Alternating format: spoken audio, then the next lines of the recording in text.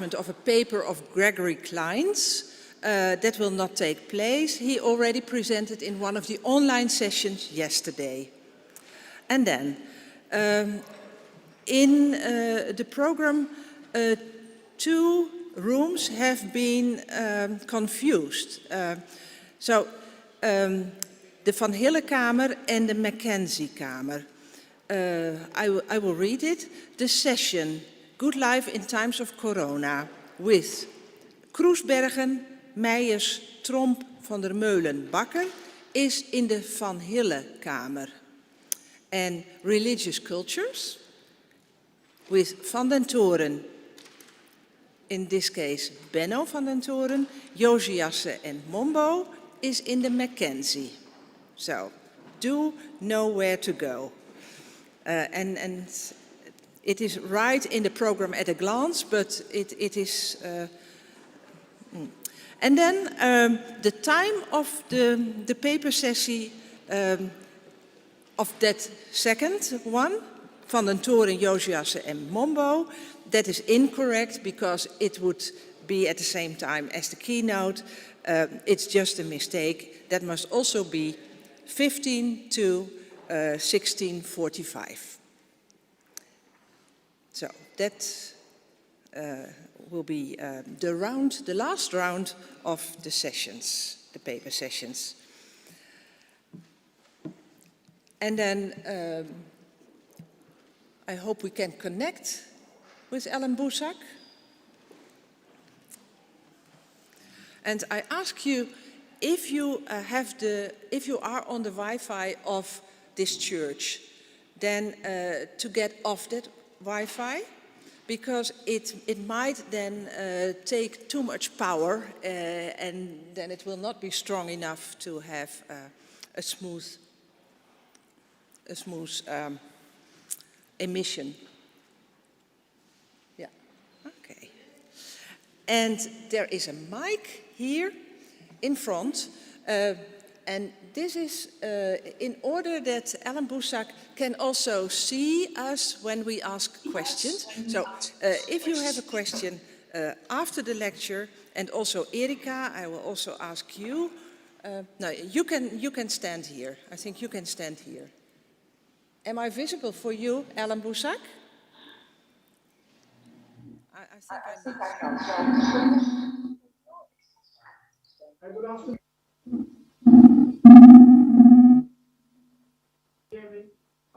Okay, now let me try again. Good afternoon, Helene, and good afternoon, everybody.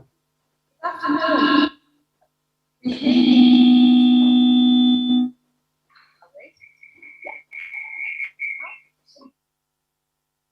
Will you clear? There's a clear sound, Ellen, so fine, good to see you. I will introduce you and then you take the floor. Ellen Audrey Boesak. How shall I introduce him? First of all, I always praise the fact that you are a doctorate of our a predecessor of the Protestant Theological University, namely of the Theologische Hogeschool Kampen, where you obtained your doctorate in 1977 with the dissertation Farewell to Innocence, a social ethical study on black theology and black power. And you did so under the supervision of our beloved Gerard Rothuizen. So that is where we connect, and you were one of many black South Africans who came then after to study in Kampen and to return as scholars, as doctors in theology, and who have built up the country and paid their tribute and played their role in the anti-apartheid struggle. You are a theologian, a pastor, a preacher, an activist, a politician, and also a professor. From 1982 till 1991, you were the president of the World Alliance of Reformed Churches. You were one of the theological spirits behind the Confession of Belhar, of which you will speak today, Belhar 40 years. You were also one of the inspirational sources and perhaps also authors of the Accra Confession of 2004, very important Reformed confessions of today about racism, about justice, about ecology already then. You worked with President Nelson Mandela, with Archbishop Tutu, with Reverend Frank Chikane and many other world leaders to make an end to apartheid. You were one of the establishers, the founders of the United Democratic Front in 1983, which was the largest non-violent anti-apartheid formation in the struggle. I will mention two of your books, only two of your books. It is from 2015, Kairos, Crisis and Global Apartheid, The Challenge to Prophetic Witness. And from 2019, Children of the Waters of Meribah, Black Liberation Theology, the Miriamic Tradition, and the Challenges of the 21st Century. Now you are retired, but still active in the World Communion of Reformed Churches and at the University of Pretoria as a lecturer in Black Liberation Theology and as the Dean's Associate for Research. So we warmly welcome you, Dr. Alan Boesak, and the floor is yours. Thank you so very much, Helene, for that introduction and for the invitation. And good afternoon, everyone. Let me begin by quickly offering once again my apologies that I cannot be with you and that the vagaries of the pandemic have made it just too difficult for us to be present with you in person. Even though it would have been a great reintroduction to Amsterdam and to the Netherlands, a place that will always be cherished in my heart and in my life. And I have made lifelong friendships during my time there. So thank you so very much for this opportunity. I hope that everyone has been able to read that one-pager that I sent out.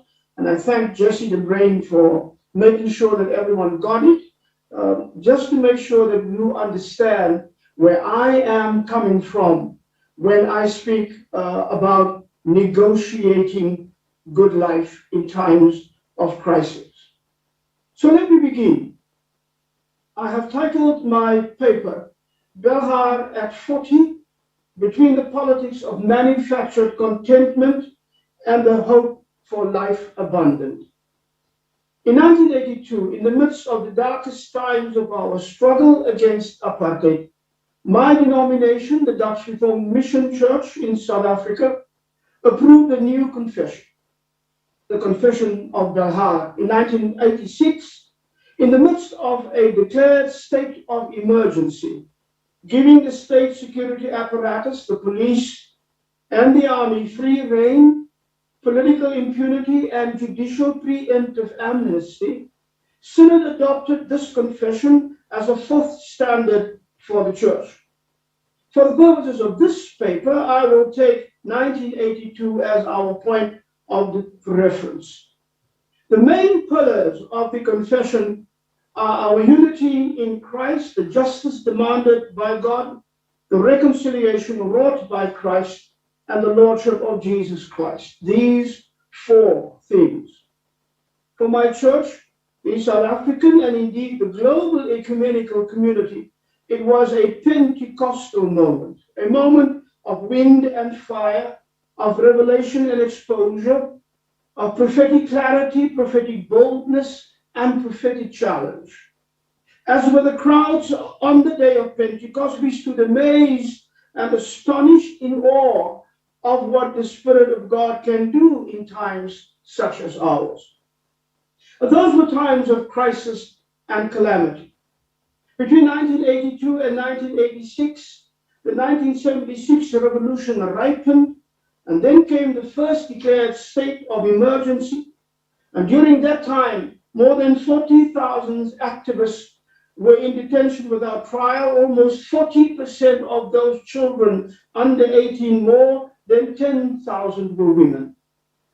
We went from funeral to funeral. In 1985, Archbishop Tutu and I preached at the mass funeral of 27 activists massacred by the police. All around us were the fires of oppression, destruction, and annihilation. In our hearts were the fires burning for justice, freedom, and the fulfillment of our humanity.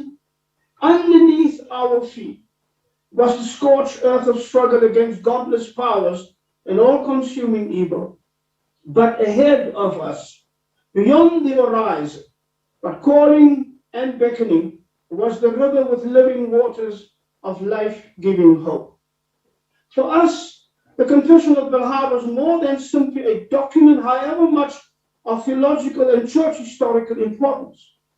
It was, to confirm your theme for this conference, a way of negotiating good life in those times of crisis.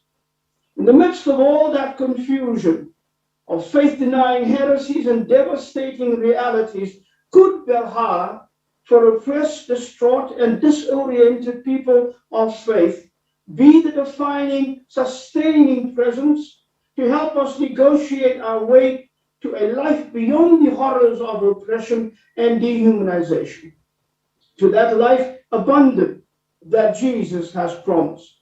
For that, ultimately, was what, for us, the struggle was all about. Not material goods or political power for the sake of power, nor the power of retribution, not the right to the accumulation of stolen land and unearned wealth in the ways of our white colonizers. Good life was to be fully human, with rights and dignity, following the politics of the prophets, which became the politics of Jesus, which that giant of intellectuals, African-American scholar W.E.B. Du Bois, for our times identified as the politics of integrity, honesty, courage, and virtue. It was, to say it with Steve Biko, to give South Africa and the world the greatest gift, that namely of a truly human face. Not just achieving it, but the ways in which we chose to get there, the faith, endurance, and the resilience to sustain it, us in getting there, and the resolve we should have to nurture, cherish, and protect it once we have it. The joy in sharing it with others, that is good life. As a Reformed theologian, I read Biko's idea of the human face as echoes of John Calvin's concept of full humanity. In his commentary on Matthew 2, verse 9, Calvin writes, I quote, "Full humanity requires liberty." Calvin understood that full humanity, that is meaningful life as free children of God, endowed with inalienable rights to worthiness, justice, equity, having choices, living with dignity, cannot be realized while people remain in the chains of social hesitation, economic deprivation, and political ambiguity. It requires freedom, full humanity, not as in the three-fifths of a person clause in the old Constitution of the United States that gave such validity to the concept of the enslaved African as property to be bought, owned, and sold by whites. Calvin insists on full humanity, not once born or broken, split or burned, outcast, as the Dalits of India are designated, not creatures, English for the decidedly derogatory skepsos, as white South Africans used to call us and describe us in their Afrikaans dictionaries, making sure that on the farms and on the streets, in school and in church, in formal speeches and in casual conversations, this is drilled into us. creatures, non-whites, considered less worthy, less trustworthy, less deserving, less human. So Biko is saying South Africa will have acquired that human face only when all its people have acquired that full humanity. Full humanity. Not a situation where race determines one's acceptability as part of the human community, or where the poor are tolerated yet exploited because they will always be among us and remain a source of cheap labor, or where women are tolerated yet abused because they are so-called the weaker sex, but necessary for procreation and for service to men, or where LGBTQI plus persons are tolerated despite their sexual orientation, yet despised, discriminated, and physically hurt because we, quote, hate the sin but love the sinner, end quote, and that strokes our sense of moral superiority. No, we're talking about full humanity, treated, accepted, and honored with indivisible justice, indivisible dignity, and unqualified equality.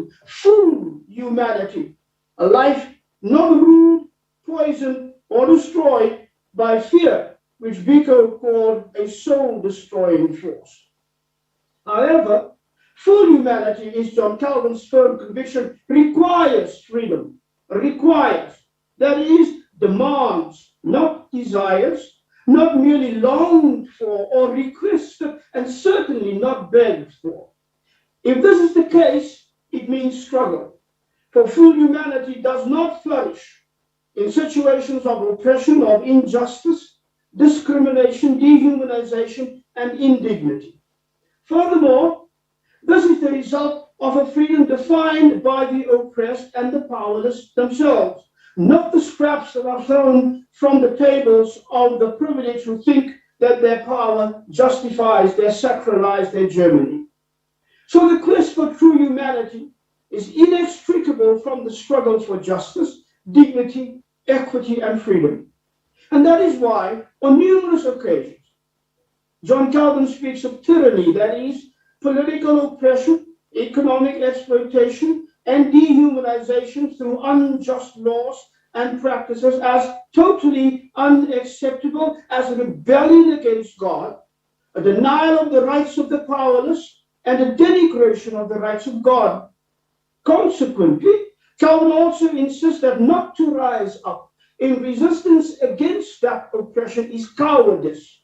Rising up against it is a sacred duty.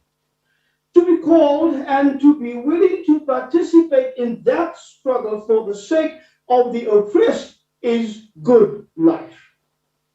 This year, 2022, marks 40 years since the Synod of the Dutch Reformed Mission Church first discussed a motion that called for a new confession for the church, a confession that would take account of the times and place in which we live.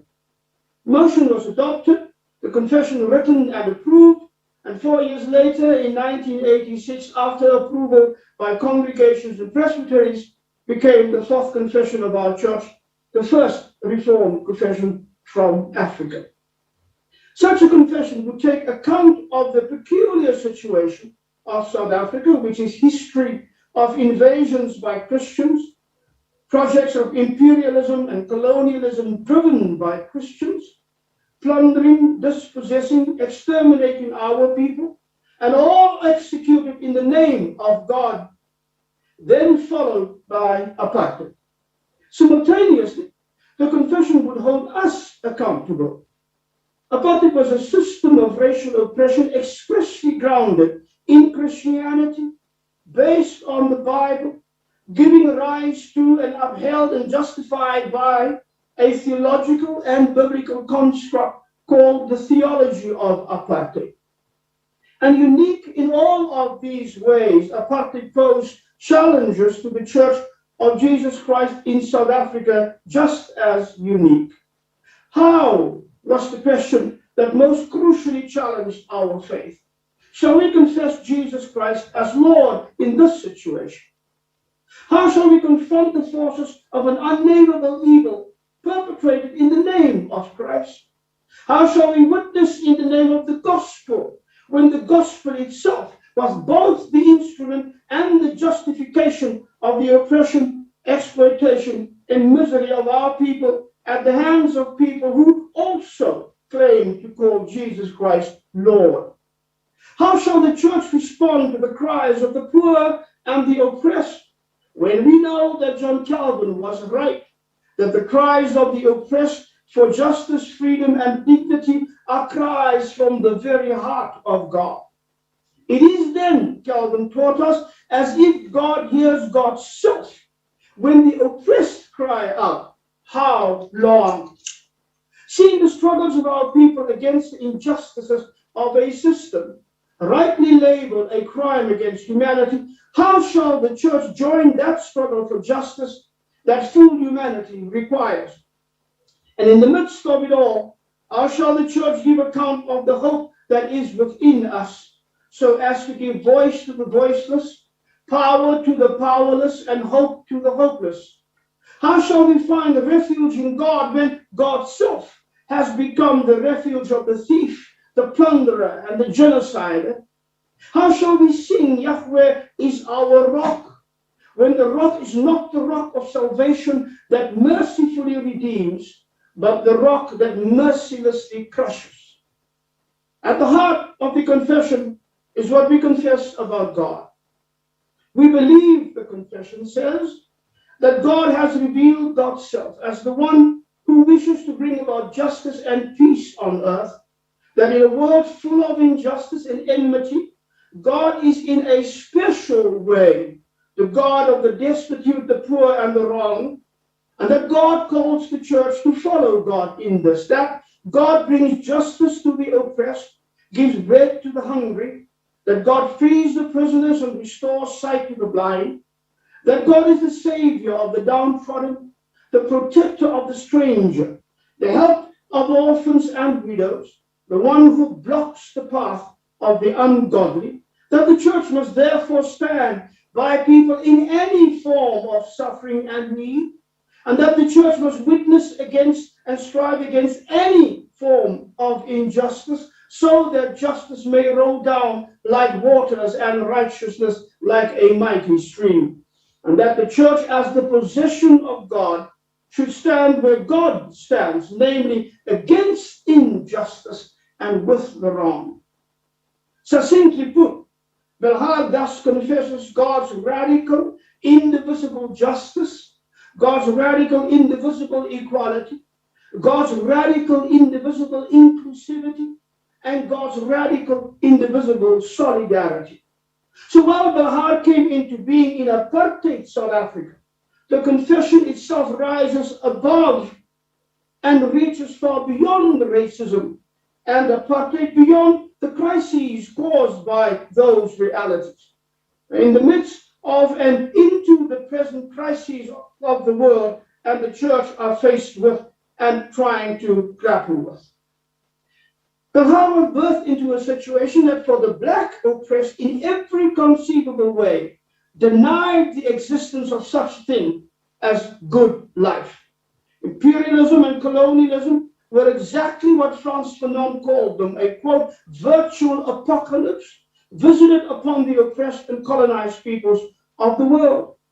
Apartheid was no less so. After more than 3.5 centuries of dispossession, enslavement, epistemicide, cultural and religious devastation, what was actually left of the concept of a good life held on to for so long by our African ancestors? Now, we do not know much about what constituted good life for the ancient Africans called the Khoi and the San, my ancestors, the people of the cradle of humanity, before the Dutch Christian invaders came.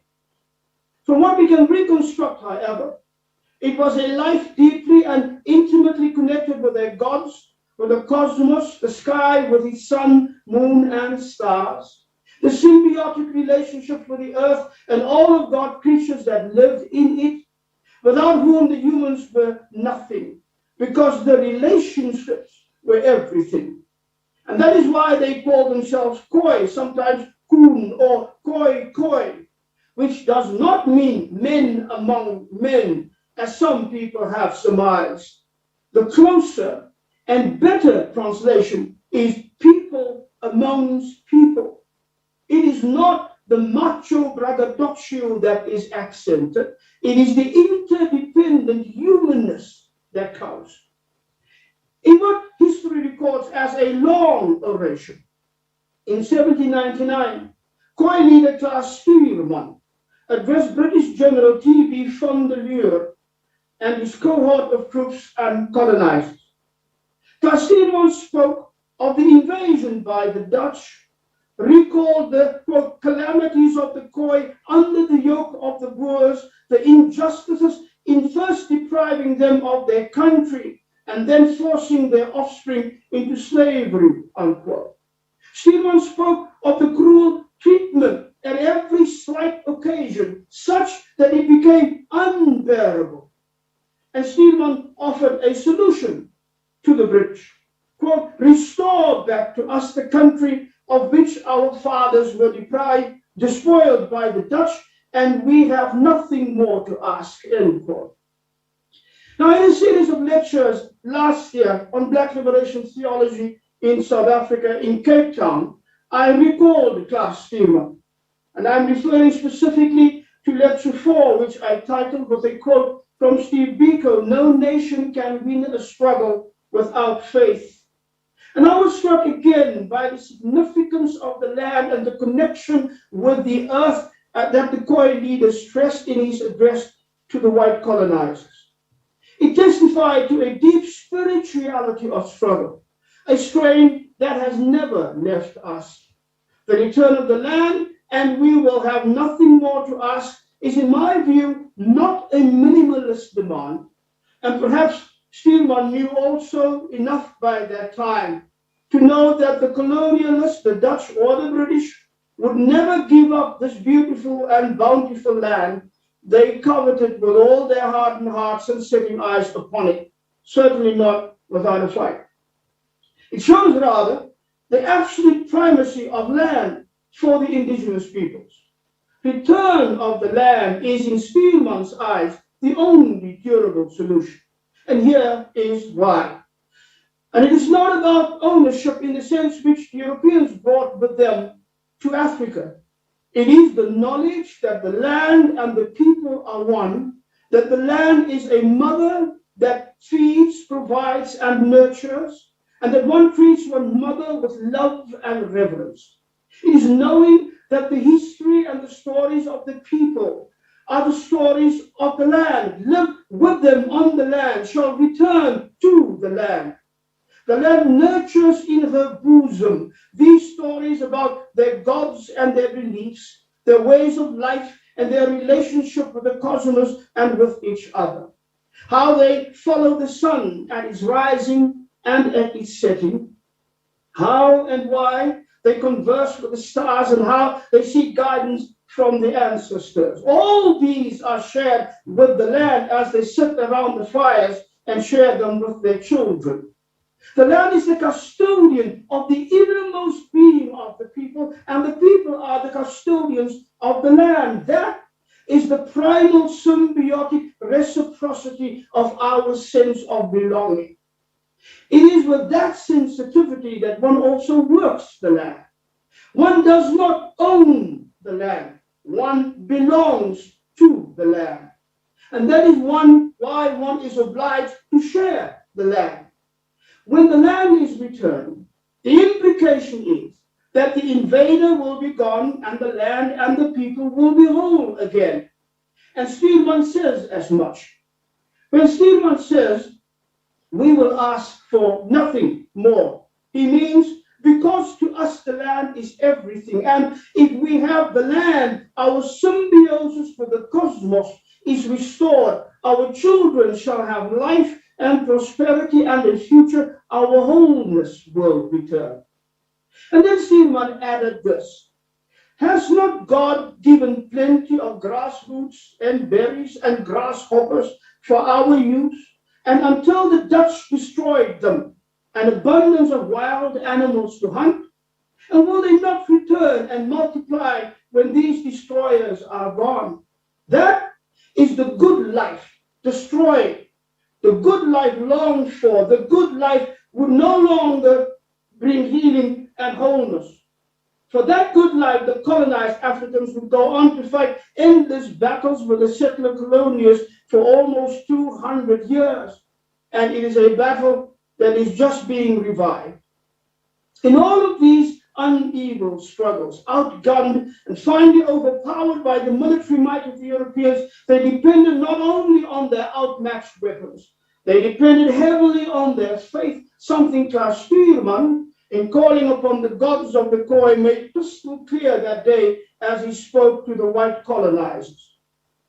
Stuurman's address was translated by an Englishman named John Barrow. So when Barrow heard Stuurman calling upon God, he could only hear with his white Eurocentric ear and grasp with his white colonizer's mind. According to Barrow, Stuurman appealed to God as the quote, groot baas, the great white boss. But this is the translation of a white man who himself only could imagine God as a white male deity, who to those despised Hottentots could not be anything else but a groot baas in the sky, whose human form on earth is the baas, and the Onoi, the white wife, and the klein baas and the kleinooi, the children of the white boss. And all of them were the overlords and the owners of the Khoi, of their women and their children, their cattle and their flocks, of their hopes and dreams and their land as far as the eye could see. In an unholy and blasphemous parody of Psalm 24, the groot baas and his earthly vicar, the white baas, belong the earth and all that is in it. But as we have learned from Dr. Willem Boesak, and as I have meditated upon in Dare We Speak of Hope, Barrow heard only what the white ear could hear and the white mind could conceive. I do not believe that Klaas Stuurman spoke to the groot baas, meaning the God of the white man who had come to steal his land, destroy nature, with whom his people had such a close and intimate relationship. The God who had forced his offspring into slavery and went on a genocidal orgy in order to do all this in the name of that God who blessed it all. How could he? What hope of justice would there be from that God? At that point, Stuurman would not have discovered the liberated God of black liberation theology. So let us, my brothers and sisters, for a moment work with the argument that Klaas Stuurman, the Cape Khoi revolutionary leader, faced with those crises and calamities, would have found it impossible to call upon the white man's gods. Rather, Stuurman called upon the God of the Khoi, perhaps on Suigua, the creator of the world and all that is in it, all humankind and all the elements. And perhaps he also called on Utiko, the benevolent God who lived in the heavens, sending rain for the crops, the keeper of the earth and his peoples, the provider of all good things, the plentiful grass for the flocks and the cattle and the wild animals, the roots and the berries and the grasshoppers for the people. The great benevolent one who provided the abundance, Stuurman says, was exploited, exhausted, and destroyed. But this power-hungry and acquisitive race of men who wanted all they saw just for themselves with no thought of others or of the generations to come. See, in this way, it is an almost perfect description of the white world's capitalist, destructive selfishness and ruthless, careless acquisitiveness against which this generation still needs to arise. Klaas Stuurman knew in ways we are only beginning to understand how the world created by God is now a world fallen among thieves. Perhaps he called upon Utiko, the Almighty One who also speaks through the thunder, and who could, like black theology's liberated God of the Exodus, And black theology is the revolutionary Jesus from occupied Galilee. Take the side of God's oppressed children, enslaved and decimated people in their uneven struggles against this Pharaoh from the ships with his armies and guns and cannons and his unstoppable greed and lust for enslavement. Would the thunder not speak at this time of need and calamity? He called upon Utiko, the God the Koi also called the one with the wounded knee. Perhaps the great wounded one would see the wounds of Utiko's people. How would their wounded knees? They cannot outrun the swift horses and the instruments of war of the enemy and land grabber from across the sea. Perhaps Castile one had in mind the words of Psalm 13, as much a lament for an irreparable past as a song of hope for an indestructible future, as it is the longing and search for good life. And his people heard his unspoken prayer in ways the powerful white men surrounding them could not. How long, O Utiko, will you forget us forever? How long will you hide your face from us? How long must we bear pain in our soul and have sorrow in our hearts all day long? How long shall our enemies be exalted forever? Consider and answer us, O Utiko, our God. Give light to our eyes, or we will sleep the sleep of death. And our enemies will say, I have prevailed. Our foes will rejoice because we are shaken. But then, the way to good life is always the way of sometimes inexpressible, but always undying, always present hope. So the psalm ends not with a resignation to the overwhelming powers of evil, nor with the death-dealing longings of retribution, but with a determination of life-giving faith, not with tears of defeat, but with the joy in the Lord, which is the strength of God's faithful people. But because we trusted in your steadfast love, our heart shall rejoice in your salvation. We will sing to you, Utiko, because Utiko has dealt beautifully with us. So for those ancient Africans, these were not struggles for freedom and return of land only. For them, those political struggles were intensely spiritual, reclaiming the land, restoring the relationship with Mother Earth, the restoration of dignity and community were all profoundly spiritual matters. And these were struggles that, through what Biko called the righteousness of our strength, in themselves became our way to the meaning of good life. Negotiating good life meant struggling to regain that good life. And what they saw in the European Christian colonialists, the greed and the acquisitiveness, the dispossession of land and the destruction of culture, the racist haughtiness, the genocidal bloodlust were, despite the claims upon God and the veneer of Christianized civilization, not good life. Struggle for justice, dignity, and freedom, however, standing up for the truth, and as Belhar proclaims, standing where God stands, namely on the side of the poor, the wronged, and the destitute, that exemplifies good life. As Bonhoeffer warns us that life, with its challenges and sacrifices, may not be the life we would have chosen for ourselves, but it unquestionably is the life where Christ is to be found. And so it was with us 350 years later, when into this ongoing frightening darkness which gave rise to apartheid, Belhar was born. And the continuing struggles for justice, dignity, and freedom were the search for a humanized existence, for our full humanity, for meaningful, good life. Belhar was conceived in 1982 and became our confession in 1986, but between 1982 and 1986 lay a universe of difference. The Soweto Revolution changed everything and became a challenge to the church and its prophetic integrity like nothing before.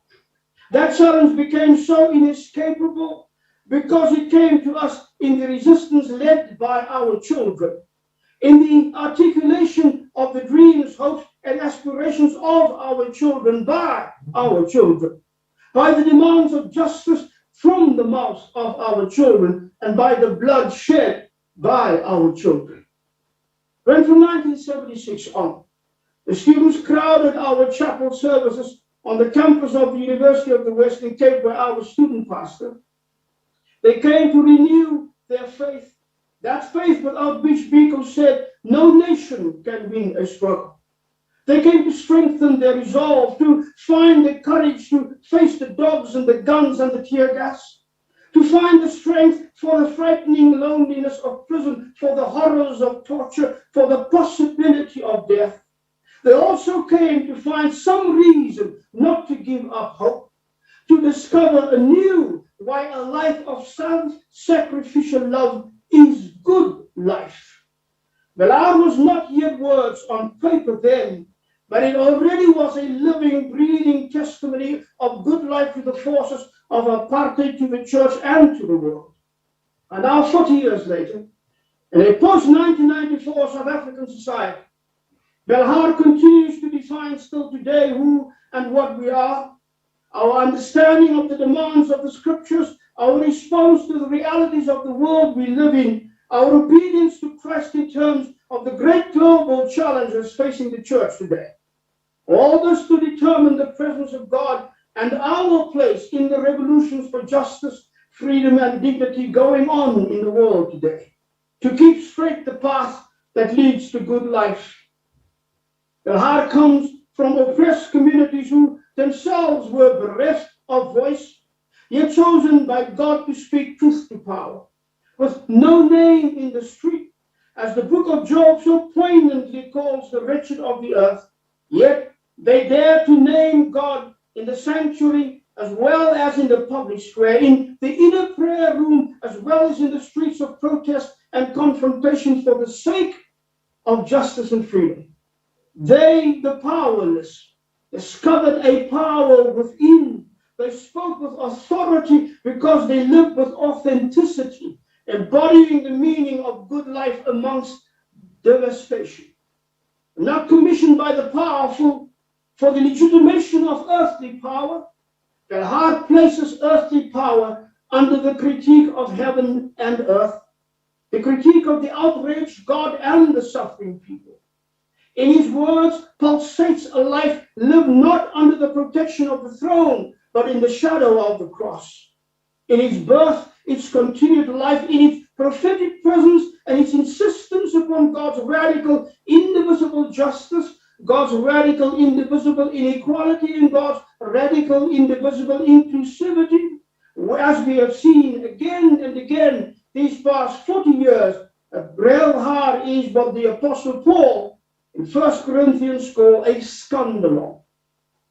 But precisely as scandalon, as a stumbling block, as an offensive, disturbing, disrupting presence in church and in the world, Belhar defines us as a church. It's a guiding light on the way to good life of justice, peace, and dignity and full humanity. It was a living liturgy of revolutionary commitment and embodied solidarity before it was a theological document. In those devastating years of the two states of emergency during 1986 to 1989, Belhar was believed and enacted on the streets of resistance in sacrifice, blood, and courage, and in indestructible hope. Belhar embodies with almost shocking clarity and unapologetically the heart of the Reformed tradition in the matters of justice. It embodies Dutch theologian Abraham Kuyper, who revered in South Africa for all the wrong racist reasons, yet in his heart knew this to be true. And I quote Kuyper: when rich and poor stand opposed to each other, Jesus never takes his place with the wealthier, but always with the poor. He is born in a stable, and while foxes have holes and birds have nests, the Son of Man has nowhere to lay his head. Both the Christ and also just as much the disciples after him as the prophets before him invariably took sides against those who were powerful and living in luxury and for the suffering and the oppressed, end quote. Hence, brothers and sisters, that we stand against all forms of injustice wherever they may be found, and against all the powerful and privileged, whoever in their greed and corruption, their arrogant sense of entitlement and destructive solipsism, maintaining our country's scandalous status as the most unequal society on earth, against all bigotry, baptized or otherwise, all patriarchy, sanctified or otherwise, against all homophobia and transphobia, deified or otherwise, and with their heart, we reject every ideology that justifies these, every policy that legitimizes these, and every theology that sacralizes these. I contend that in the choice for justice and human flourishing in the 21st century, in the new struggles for ecological, socio-economic, and cultural justice, and especially as it pertains to the matters that go beyond race and are confronting the church and the realities of gender justice and justice for sexually different oriented persons, lies the true value and applicability of the heart. In the issues beyond the challenges of apartheid racism, it is crucial that the church testifies to a confession that indeed outlived apartheid and show that it can face the consequences of its prophetic faithfulness in the world and within itself. Now, there was a time in South Africa when the church joined the students and the youth, the workers and the unemployed, people from every walk of life, across the artificial barriers of skin color, race, class, culture, religion, and language in the struggle for justice and freedom. We did not, as Dietrich Bonhoeffer admonished us, live with our heads in the clouds. We saw the world of apartheid through the eyes of those who suffered, and we rose up in resistance. Our protest was stubborn. We stood up and we gave witness to God's love, justice, and compassion. We did it because of our faith, guided by the truth at the heart of that heart that Jesus Christ alone is Lord. We gave witness of our hope anchored in our faith. We faced tear gas and dogs and guns. We were imprisoned, beaten, and tortured. We lived lives of self-sacrifice. We were purposeful. We felt the pain of our people and we shared their dreams of freedom. Through their eyes, we saw visions of justice and equity. And having set our minds on the things above, we fought for those things that make for peace. We were not content with an unjust world. We knew we were not a people destined for oppression and tyranny and destruction. But that was before the days of euphoria and illusion. Before we told ourselves that a negotiated settlement signified the coming of the reign of God. Before we decided that faithfulness to our people's sacrifices was too much of a hindrance to the profitable deals made with the old white apartheid capitalist class. Before we were so mesmerized by the wizardry of Mammon that we forget the subversive memory of Jesus. Before we were trapped into the politics of manufactured contentment, allowing ourselves to believe that we were exceptional, a nation at peace with itself and the world, the rainbow nation. Even though our reconciliation, while full of forgiveness, was one without remorse or repentance or restitution, without the restoration of land or history or the dignity of justice. It is no wonder that we ended up where we are today as a country and as a people. We are a people severely diminished by politics without principles, leadership without vision, policies without commitment, and hence inflicted by failure after failure. We are drowning in corruption, lies, and cover-ups. We are plagued by deceit and confounded by subterfuge. Our disastrous choices in economic policies have deepened the generational impoverishment of our people while creating new millionaires every second week, it seems, making us the most unequal society on earth today. We have become, writes Dr. Bani Patiana in a scathing indictment of our political elites, an aggressively filthy, selfish, individualistic and greedy society that cares only for itself and its own end quote. No wonder we ended up here with revived racism, re-invited colonialism, re-embraced tribalism of every sort, reinvented ethnic nationalism on the rampage. Our people have lost trust in just about every democratic institution we have. The politics of the stomach, as we call it, has overtaken and swallowed up whole the politics of decency, integrity, honesty, courage, and virtue we had held up as our ideals during the struggle. We are held hostage by thieves and plunderers of the resources of the nation, of the hopes of our elders and the dreams of our children. And so the question remains, at a time such as this, can we reclaim Belhar? Can it help us to navigate our way to good life still? My answer is yes. And it's also my hope and plea.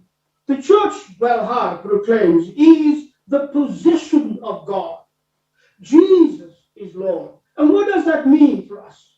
It means that God, that is the God of Jesus of Nazareth, not the false God that blesses slavery, apartheid, genocide, and oppression, is a God of justice, and that God calls the church, that is, those of us who call upon the name of Jesus and seek to follow him as his disciples, to follow God in this.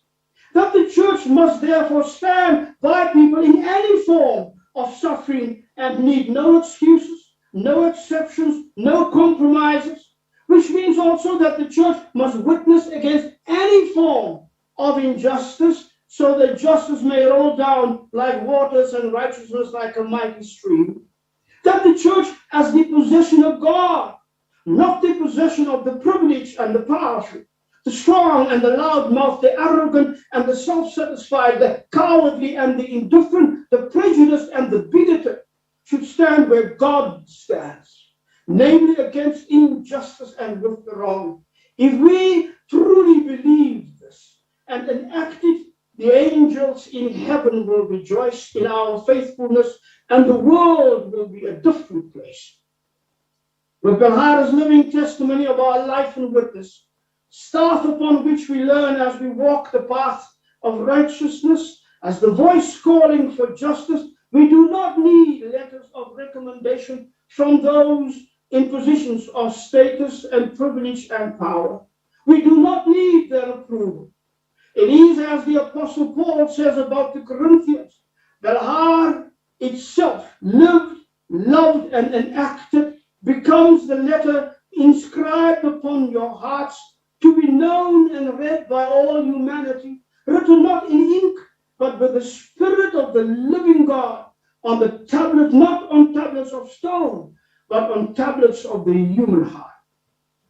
Our struggles for good life have not been in vain, writes Arundhati Roy, that amazingly gifted sister from India.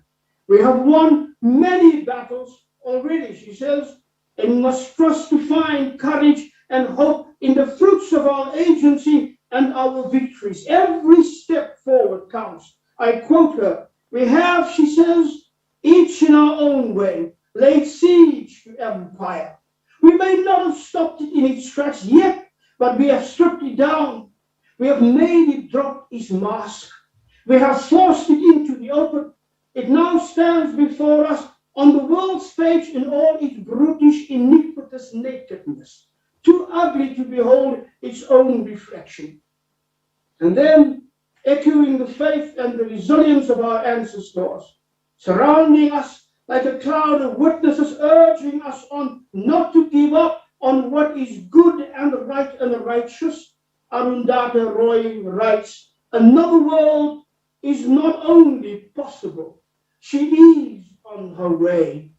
On a quiet day, I can hear her coming. Thank you so much for your patience.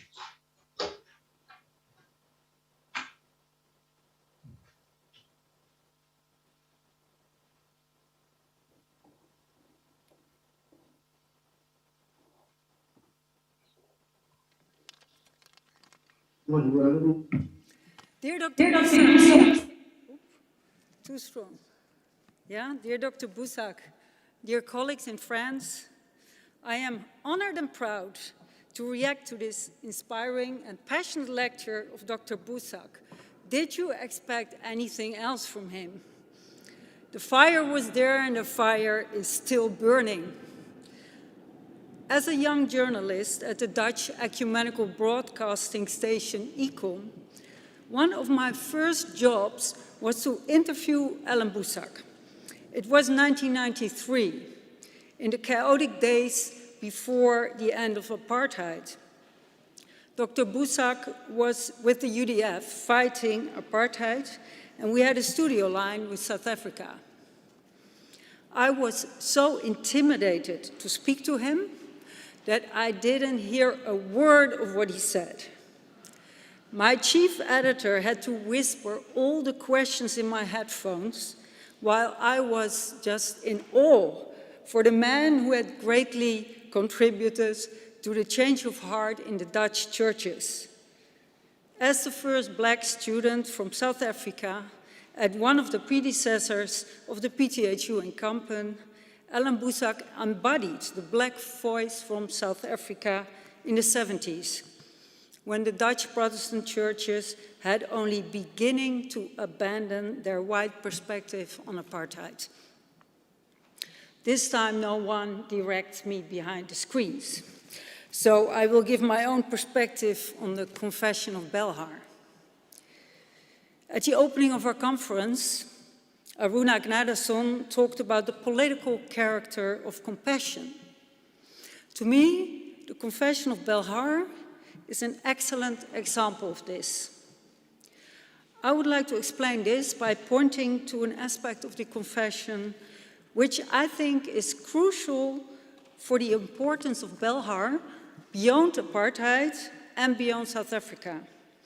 It certainly was for my own theological development.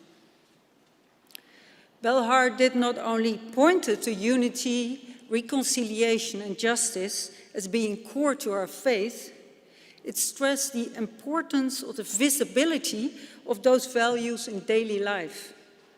I quote, "We believe that the fundamental unity in Christ must become visible so that the world may believe that separation, enmity, and hatred between people and groups is sin." I believe this meant and still means that in a world of white privilege, the black experience must be visible in order to understand who God is and what it means to be human. And I would like to illustrate this by sharing a personal story. The speech of Rabbi Soetendorp Monday evening convinced me again that truth, especially in theology, comes in stories.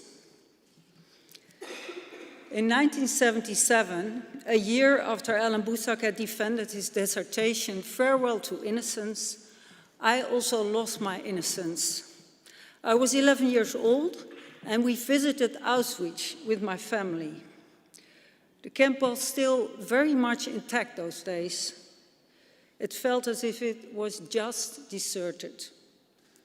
We walked between the barracks, numbed. And after the visit, we went to see Polish friends. There was hospitality, laughter, and good food. I just sat there, not able to touch anything, angry at my father. How could he laugh and have a good time? I felt that one could never laugh or feast again after Auschwitz. How could one even imagine a God? 10 years later, as a student at the theological faculty at the University of Amsterdam, we went to a conference in Leipzig on black theology. It was the year the Confession of Belhar was adopted by the Dutch Reformed Mission Church of South Africa as its fourth standard of faith. Alan Busak, being at the time the chairman of the Dutch Reformed Mission Church, was back in South Africa. we went to Leipzig with a group of black South African ministers who studied in Kampen after him. Like him, they theologically reflected on the painful question of what it means to be black and Christian in a country that defends a racist system with biblical and theological arguments. Or, to formulate it as Alan Boesak did this afternoon, they tried to answer the question, how shall I find refuge in God when God's self has become the refuge of the thief, the plunderer, the genocider?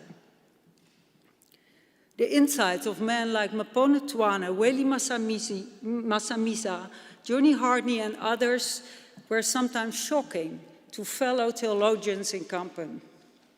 Inspired by the movement of black consciousness and black power of Steve Biko, James Cone and others, they had stopped begging for a space to exist and started to challenge the existing patterns of power. Their input regarding blackness in theology often functioned as a bone of contention, a scandalon in the white theology we still teach at our universities, by the way. I was lucky to accompany them to Leipzig. During the journey, we also visited the remains of the concentration camp Buchenwald. And after this visit, we sat on a terrace and had a beer. Weli Masamisa and Pon Twana told us how the watchtowers and barbed fences reminded them of Soweto. We talked about the impossibility of comparing suffering, but how there still seems to be a hierarchy in suffering. And then they started to tell jokes about Desmond Tutu and President Botha, and we all laughed. I remember this joke very well, although I'm very bad at remembering jokes, but this one, I know it still. Maybe I will tell it to you later. At that moment, I understood that the only way to deal with darkness and suffering is to counter it with love, laughter, and as much life as possible.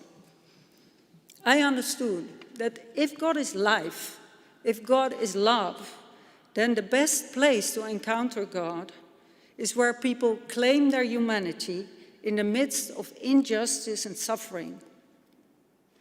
At such moments, the patterns of power start to shift. Since God embraces humanity as a whole, in Auschwitz, God must have been a Jewish child in the gas chambers. In South Africa during apartheid, God could only be black. And the question where God can be encountered in the wars and conflicts of today is a vital question to our theology. At that moment, I understood that theology is a cry for life, as is the title of the dissertation of Mapone Twana. It is born in the desperation which makes one cry out for God, like Jonah did in the big fish. On that terrace near Buchenwald, I understood that the humanity of us all depends on this cry. And this is what international students from South Africa taught me while I was still a student myself. It underlines how vital the presence of international students is, especially those of color, at the PTHU, and how important it is that they become PhDs, AYOs, and our colleagues, as they are visible signs of other experiences and other contexts, to whom we need to relate to understand unity, reconciliation, and justice more fully. Only by listening to voices of the marginalized, we as white theologians learn how the claim of the excluded to full humanity concerns the humanity of all. And thus, to me, the Confession of Belhar gives a strong witness to the cry for life, or, as Dr. Busak said this afternoon, to the full humanity of the oppressed and powerless. The Confession of Belhar helps us to find the theopolitical language of compassion, a language which unites the diaconia of the word and the diaconia of the deed. The possibility to imagine God in our midst may depend on this. Thank you.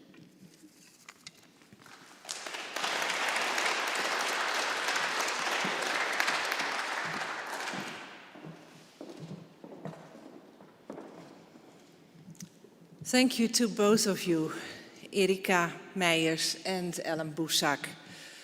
That is the beginning of a great dialogue. Not a beginning, the continuation of a dialogue. And let's make this dialogue into a polylogue. I invite you to ask your questions, to come to the mic, don't be shy. And even if you are not yet so familiar with the Confession of Belhar, you heard the contents from the speeches. So please don't be afraid to ask the questions that have been raised by the prophetic appeal and this radical reformed theology of justice and compassion. Who would like?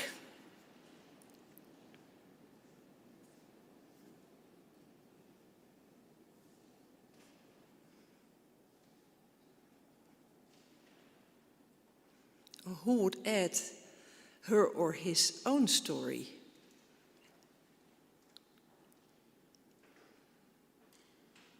With the struggle for justice, the struggle against racism, apartheid. How did it come into your life and theology?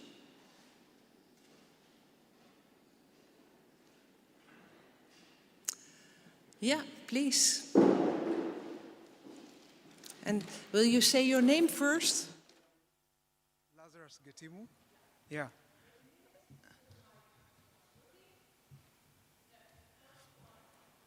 Okay, my name is Lazarus Getimu. I just have a question.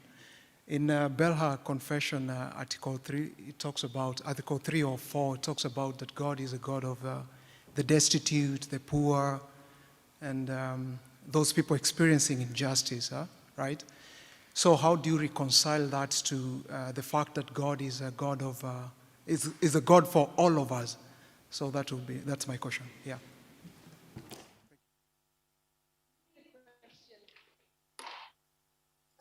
Did you hear the question,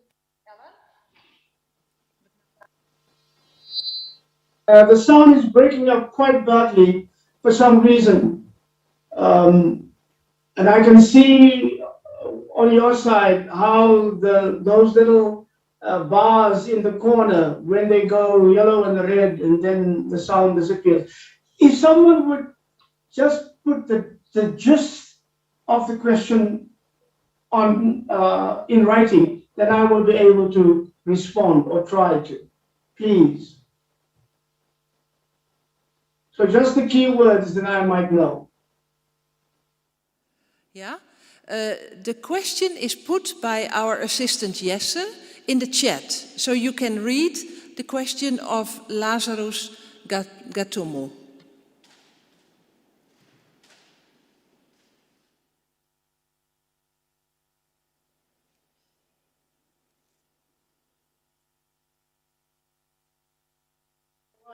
I saw that question. Thank you so much for that question.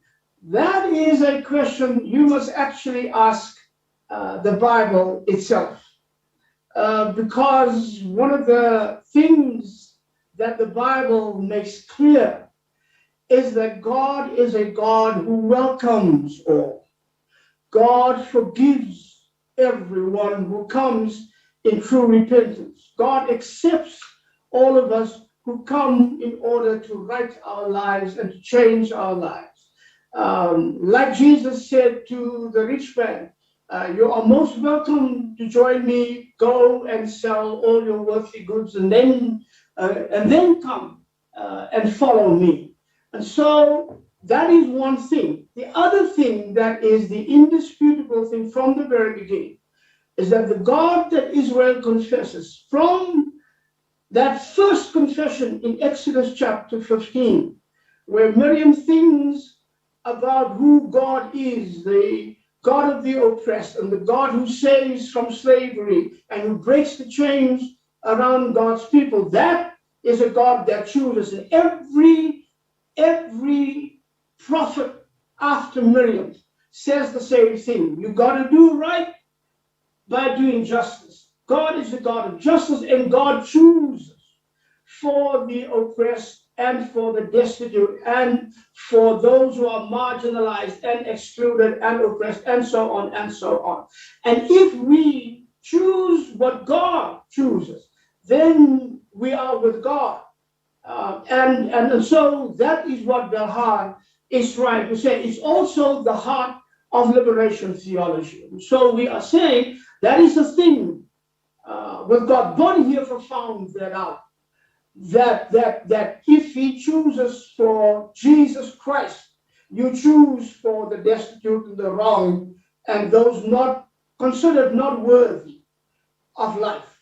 And that's a choice that Christians must make every single day, and that remains as it is for us in our struggles and in the choices that we make every day. Is that helpful? Is that helpful to you, Lazarus, this answer? Okay, thank you for the question. The next one.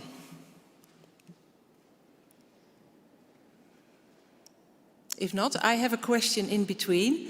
Erika, you mentioned The Cry for Life, the title of Weli Mazamiza's dissertation, Mpona Twana, the late Mpona Twana. Yeah. The Cry for Life. And Ellen, you spoke about the land issue, the return of the land. And it is still an issue in South Africa and a big issue. So the cry for life is also the cry for land and the returning of the land. How hopeful are you considering the fulfillment of that cry, the answer to that cry? Will it come? Thank you so much for that question. I heard that one better. That is indeed one of the most crucial questions for us today. As I was flying up this morning, I read in the newspaper that there was a large group of Black people who marched yesterday in Stellenbosch, where one of South Africa's well-known white billionaires live, a man who owns maybe 5 or 6 farms. And yesterday was the 6th of April. That's the day on which Jan van Riebeeck landed in 1652. So they chose yesterday. And of course, in old apartheid South Africa, that used to be a public holiday in which white people celebrated the coming of colonialism to South Africa. After 1994, we removed April 6th as a day of celebration and a public holiday. Now, these people, hundreds of them, marched to one of the offices of this rich tycoon in Stellenbosch, which in itself is very symbolic.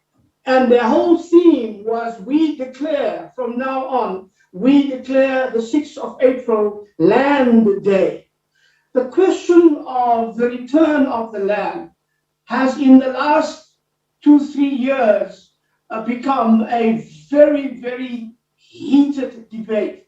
Also because our constitution, which in just about every other way is rightly claimed and hailed as one of the most progressive constitutions in the world today, with the Bill of Rights and the way in which it protects and promotes and respects the rights of children and of women and of LGBTQI people and the disabled and so forth. But there is in that wonderful constitution tucked away the infamous Article 25, which talks about the total protection, constitutional protection of private property, which means that as long as Article 25 remains unchanged as it is, the whole question of the return of the land as stolen land, as disinherited land, as taken land, cannot be put on the table. And so the focus of the debate was on what do we do with this otherwise admirable constitution that yet has become the refuge of such an unjust article that protects the way in which Black people's land have been taken away from the indigenous people. And so around those issues, there is a growing public awareness, a growing demand. There is already a demand in Parliament on the table that we, or that the government should take away land without any compensation. Because up till now, there was always the possibility for the government to buy back the land from white people. And now the argument is, why are we buying land that is our own? Why aren't we honest with history and say that the land that you have taken away from us, you have taken away from us against everything that is right? So that is a shift in the debate. Why should we pay you market prices today that is 1,000,000 times more than what you have taken it for 3 centuries ago, or maybe just even 50 years ago with the Group Areas Act? Remember that through all of those years came 1913, where for the first time the stealing of land in South Africa was legalized by an act of Parliament. And that act was strengthened in 1936. And in 1952, that was even expanded by the Group Areas Act. So no community who was not white remained untouched by the acquisitiveness of white people, settler colonialists in South Africa. And that is a situation that must first be historically recognized, historically acknowledged, and historically treated. And then you ask the question, what it is that we do today. One of the main reasons why there are now today, especially amongst young people, and also a bit the older generation, such a sense of disillusionment with our reconciliation process, is that we have had a reconciliation process, as I have mentioned, that did not even begin to touch on the questions of restitution and repair and reparation and restoration. We had a reconciliation process that was heavily accented by asking the oppressed to forgive the oppressor, even when the oppressor did not think it was necessary. Mr. de Klerk died without ever asking for forgiveness for what apartheid had done. And so that remains now an issue. And I say to young people, reconciliation itself is so precious. Don't throw it away. Don't walk away from it just because the politicians messed it up. We've always talked about a genuine reconciliation. And I actually, with a friend of mine, Curtis Paul the Young, wrote a whole book about it called Radical Reconciliation. And in that we plead for a different understanding and a different practice of reconciliation in South Africa. And that is why there is now also the question, should we not return and once again talk about reconciliation in a different way? Should we not have a Truth and Reconciliation Commission on the land question or on an economic justice question, So all of the issues that the Truth Commission and the reconciliation process left untouched are now the issues that people are demanding to be put on the table. I don't think the ANC in its current form will have the courage to do that or the moral understanding of why that is necessary. But one is clear that whoever is in charge will have to face this question sooner rather than later. And the impatience and the anger amongst our people on these issues are growing by the day. But I have hope, because the moment people begin to understand that there is reconciliation as the gospel demands it, and which is also, in my view, the most practically political way of doing reconciliation in our situation. And then there's reconciliation, what I call some form of political pietism that means nothing. And if we can make that distinction, and if we can return to what reconciliation really means, then there is hope for South Africa. That's one of the things I am devoting my life to, even as we speak at this point in our history. It's also about perhaps the theme of reconciliation. And I hear you are resonating with the lectures we had from Cynthia Rigby and from Aruna, and both emphasized as Christians, as theologians, we should go for full justice and full peace. And this is the call I hear from you now as well. Don't go for the compromises. Don't walk away too early. Erika, will you then come here, because it seems that this functions best. Well, the question of reconciliation brings us back, of course, to another important issue of Belhar, which is about the role of the churches. We always talk about how important the churches were. South Africa is the example of the role of the churches in the process of justice. And after the end of apartheid, of course, we have seen that the Reformed churches in South Africa did struggle so much with their own reconciliation process, and Belhar played also a role in that.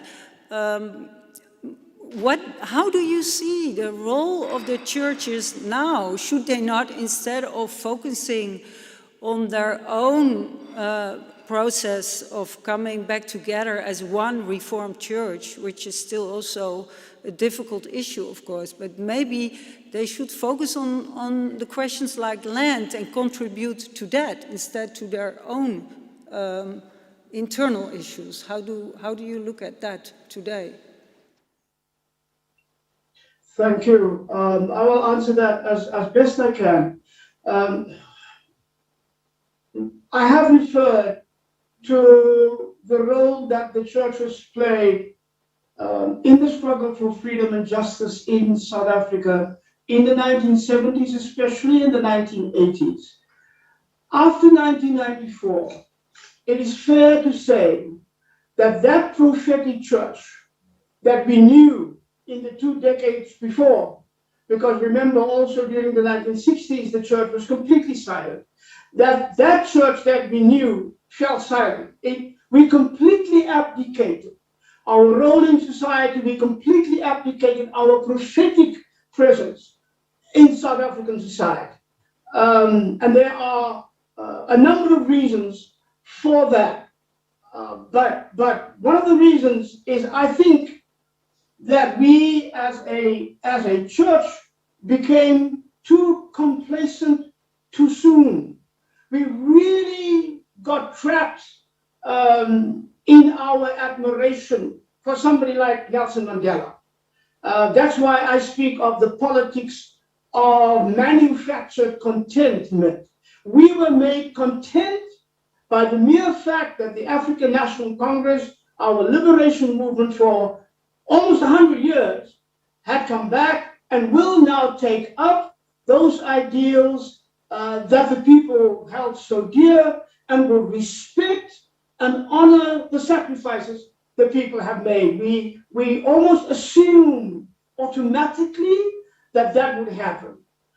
But for me, as an activist for so long, one of the most traumatic experiences after 1994 was to discover how little the ANC that came back from exile and took power in South Africa after we gave it the power through our democratic vote, how that ANC had so little in common with the ANC we had in our hearts and in our minds as we understood its role in history.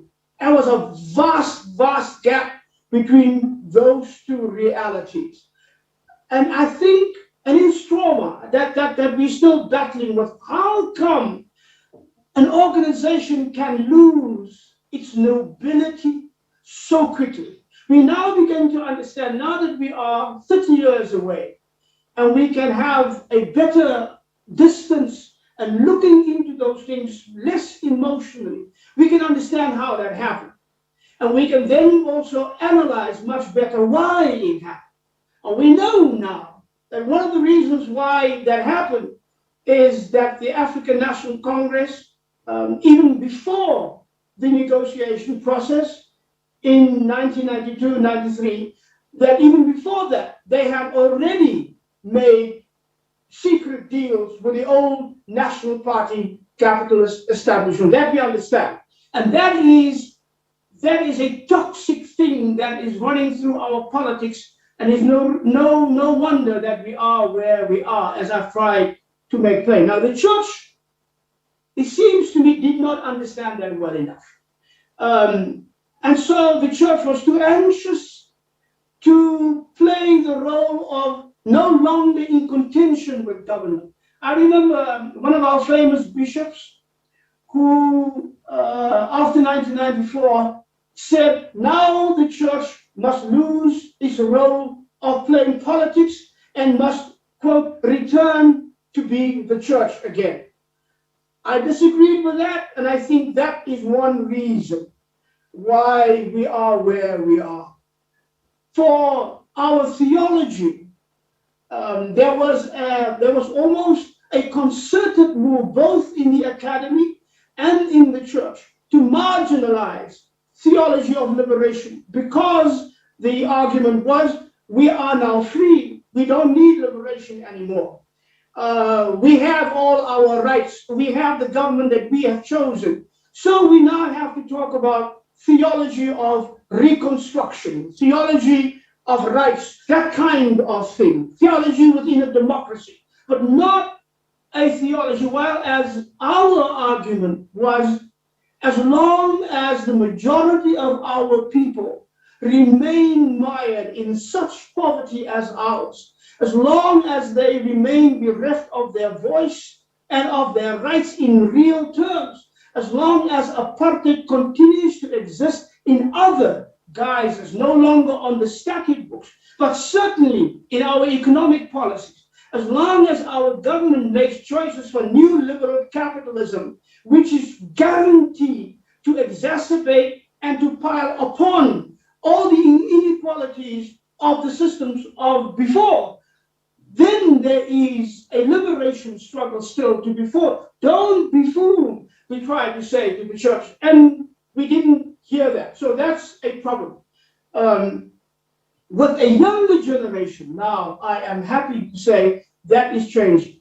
In terms of the Reformed churches, we had hoped, and I personally had worked very, very hard with the White Dutch Reformed Church, in the hope that according to the decisions that they have made and we have made, and the promises that the White Dutch Reformed Church had made to the World Alliance of Reformed Churches, that they will fulfill the conditions for the lifting of their suspension of that organization, namely that they must declare apartheid a sin and a heresy, that they must open up their church for unification, so that the supper of the Lord and the baptism can be celebrated as a non-racial community, so to speak, those conditions, and they unite with the black churches. Now they have been readmitted And not a single one of those conditions have been fulfilled. The Dutch Reformed Church refused to accept Belhar. And not only that, it's because they still cannot identify with the theology that Belhar represents. They still battle with what I call the demons of racism that they have not been able to exercise from their own hearts and their souls and their theology and their ways of life. They cannot accept Belhar because Belhar makes demands the white church cannot fulfill, do not want to fulfill. And so we have all sorts of tricks. There's a church in Stellenbosch, large church. It has more than 2,000 members. When we speak about we need a non-racial church, he says to me, but we are non-racial. Why? Because out of these 2,000 white members, he's got 5 members who are not white. And out of those 5 members, he puts one of them on his church council, and he says we are non-racial. That kind of what I call, that's trickery. Just be honest with yourself. And so the White Dutch Reformed Church has been dishonest with us, has been dishonest with itself, has been dishonest with the ecumenical movement, with the World Communion of Reformed Churches, and with the World Council of Churches, saying that it will fulfill and that it has fulfilled all of those understandings, and it hasn't. My feeling is, and behind all of this, of course, is the basic question, 2 things now. First, it was just a question of money. Because if they become one with us, all of the gap that now exists between the pay levels of white ministers in the white church and the pay levels of black ministers in the black church will have to be reconciled. All the different gaps between their pension and what they get and our pension, which is huge, that will have to be reconciled. All of the properties that they have will have to become the properties of the one united church. They have no intention of doing any of that. And so that's a problem. But the other thing, of course, is we are living in a time in South Africa, and I've referred to it, where there is a new rise of racism, white racism, as well as black racism, sometimes in the policies of the African National Congress. There is a new rise of ethnic nationalism. There is a new rise of cultural ethnicity, and people who click together because of color or because of culture or because of language, excluding other people. Our social cohesion is not going well. And the people who can make that most effective, this splitting, this backing up, this bowstring of ethnic nationalism, are the people with the money. And the Afrikaner community is right in front. And so they have their own cultural organizations and their own trade unions and their own this and that and the other, for which they receive millions from the rich Afrikaner community.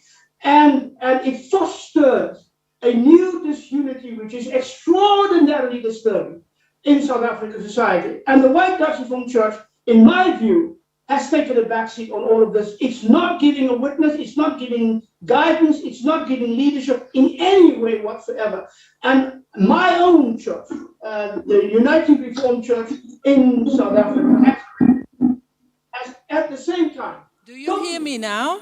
Okay. Now my microphone is switched on. I'm very sorry to interrupt you because, there is a lot to tell and to share, and this is all about struggling for the good life in the crisis of South Africa, and but we have to come to a closing of this session and continue because the conference will end at this afternoon, and there are still some papers and people who want to present their papers, and we need time for that. So I'm really sorry that we have to end the conversation here now, but let me say on behalf of the whole audience here how grateful we are, how honored we are, that we had your living voice here in our midst and that we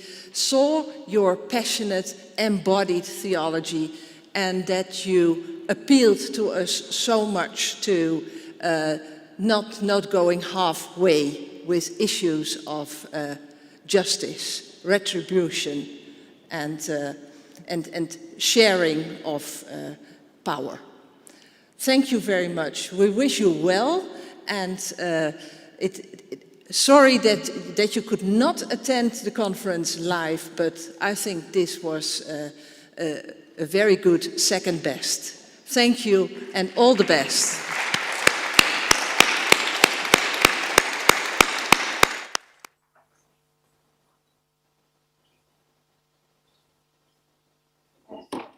Now a break.